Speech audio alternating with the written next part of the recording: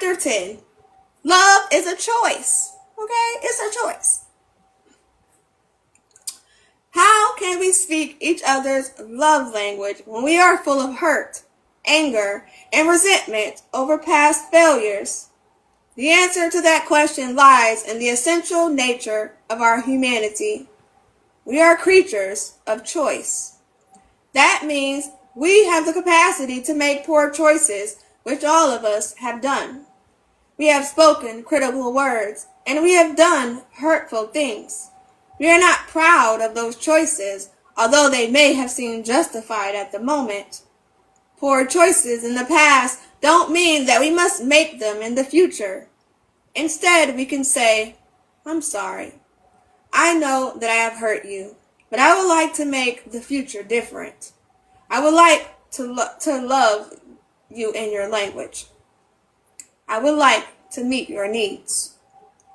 I have seen marriages rescued from the brink of divorce when couples made the choice of love. Love doesn't erase the past, but it makes the future different. When we choose active expressions of love in the primary love language of our spouse, we create an emotional climate where we can deal with our past conflicts and failures. I just don't love her anymore. Brent was in my office, stone-faced and seemingly unfeeling. He had not come by his own initiative, but at my request. A week earlier, his wife, Becky, had been sitting in the same chair, crying. Between her outbursts of tears, she managed to verbalize that Brent had told her that he no longer loved her and that he was leaving. She was devastated. When she regained her composure, she said, "We have both worked so hard in the last 2 or 3 years. I knew that we were not spending as much time together as we used to, but I thought we were working for a common goal. I cannot believe what he is saying. He has always been such a kind and caring person. He's such a good father to our children," she continued. "How could he do this to us?" I listened as she described their 12 years of marriage. It was a story I had heard many times before. They had an exciting courtship, got married at the height of the in-love experience, had the typical adjustments in the early days of marriage, and pursued the American dream. In due time, they came down off the emotional high of the in-love experience, but did not learn to speak each other's love language sufficiently. She had lived with a love tank only half full for the last several years, but she had received enough expressions of love to make her think that everything was okay. However, his love tank was empty. I told Becky that I would see if Brent would talk with me. I told Brent on the phone. As you know, Becky came to see me and told me about her struggle with what is happening in the marriage. I want to help her, but in order to do so, I need to know what you are thinking. He agreed readily and now sat in my office. His outward appearance was in stark contrast to Becky's. She had been weeping uncontrollably, but he was stoic. I had the impression, however, that his weeping had taken place weeks or perhaps months ago, and that it had been an inward weeping. The story Brent told confirmed my hunch. "I just don't love her anymore," he said. "I haven't loved her for a long time. I don't want to hurt her, but we are not close. Our relationship has become empty. I don't enjoy being with her anymore. I don't know what happened. I wish it were different, but I don't have feelings for her." Brent was thinking and feeling what hundreds of thousands of husbands have thought and felt throughout the years. It's the "I don't love her anymore" mindset that gives men the emotional freedom to seek love with someone else. The same is true for wives who use the same excuse. I empathized with Brent, for I had been there. Thousands of husbands and wives have been there. emotionally empty, wanting to do the right thing, not wanting to hurt anyone, but being pushed by their emotional needs to seek love outside the marriage. Fortunately, I discovered in the earlier years of my own marriage the difference between the in-love experience and the emotional need to feel loved. Most in our society have not yet learned the difference. The in-love experience that we discussed in Chapter 3 is on the level of instinct. It is not premeditated. It simply happens in normal context of male-female relationships. It can be fostered or quenched, but it does not arise by conscious choice. It is short-lived, usually 2 years or less, and seems to serve for humankind the same function as a mating call of the Canadian goose. The in-love experience temporarily meets one's emotional needs for loves. It gives us the feeling that someone cares, that someone admires us and appreciates us. Our emotions soar with the thought that another person sees us as number one, that he or she is willing to devote time and energies exclusively to our relationship. For a brief period, however long it lasts, our emotional need for love is met. Our tank is full. We can conquer the world. Nothing is impossible. For many individuals, it is the first time they have ever lived with a full emotional tank, and it is euphoric. In time, however, we come down from that natural high back to the real world. If our spouse has learned to speak our primary love language, our need for love will continue to be satisfied. If, on the other hand, he or she does not speak our love language, our tank will slowly drain and we will no longer feel loved. Meeting that need in one's spouse is definitely a choice. If I learn the emotional love language of my spouse and speak it frequently, she will continue to feel loved. When she comes down from the obsession of the in-love experience, she will hardly even miss it because her emotional love tank will continue to be filled. However, if I have not learned her primary love language or have chosen not to speak it, when she descends from the emotional high, she will have the natural yearnings of unmet emotional needs. After some years of living with an empty love tank, she will likely fall in love with someone else, and the cycle begins again. Meeting my wife's need for love is a choice I make each day. If I know her primary love language and choose to speak it, her deepest emotional needs will be met and she will feel secure in my love. If she does the same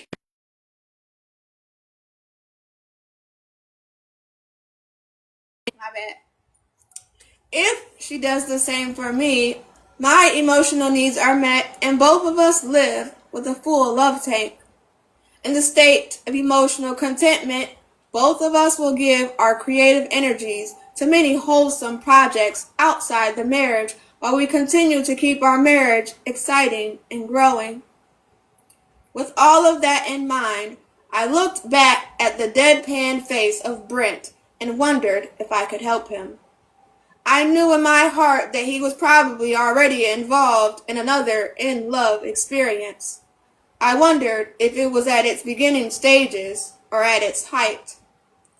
Few men who suffer from an empty emotional love tank leave their marriage until they have prospects of meeting that need somewhere else.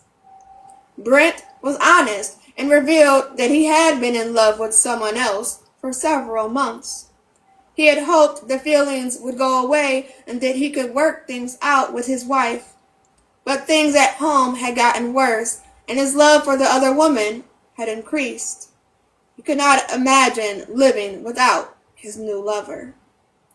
I empathized with Brent in his dilemma. He sincerely did not want to hurt his wife or children, but at the same time, he felt he deserved a life of happiness. I told him the statistics. that the divorce rate is higher in second marriages. He was surprised to hear that, but was certain that he would beat the odds. I told him about the research on the effects of divorce on children, but he was convinced that he would continue to be a good father to his children and that they would get over the trauma of the divorce. I talked to Brent about the issues in this book and explained the difference between the experience of falling in love and the deep emotional need to feel loved. I explained the 5 love languages and challenged him to give his marriage another chance. All the while, I knew that my intellectual and reasoned approach to marriage compared to the emotional high that he was experiencing, like pitting a BB gun against an automatic weapon. He expressed appreciation for my concern and asked that I do everything possible to help Becky, but he assured me that he saw no hope for the marriage. Coming down off the high. 1 month later, I received a call from Brent. He indicated that he would like to talk with me again. This time when he entered my office, he was noticeably disturbed. He was not cool. He was not the calm, cool man I had seen before. His lover had begun to come down off the emotional high, and she was observing things in Brent that she did not like. She was withdrawing from the relationship, and he was crushed. Tears came to his eyes as he told me how much she meant to him and how unbearable it was to experience her rejection. I listened for an hour before Brent ever asked for my advice.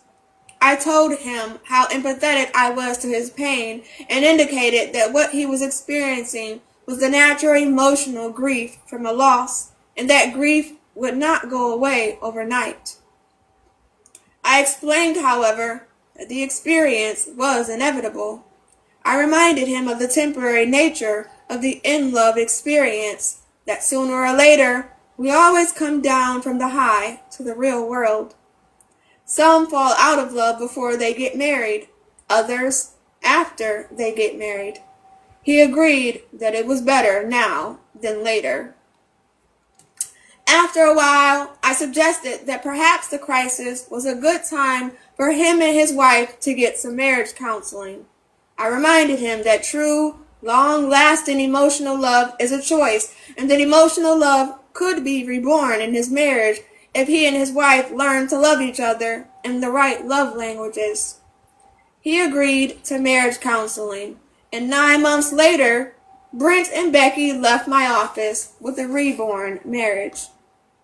When I saw Brent 3 years later, he told me what a wonderful marriage he had and thanked me for helping him in his crucial time in his life. He told me that the grief over losing the other lover had been gone for more than 2 years.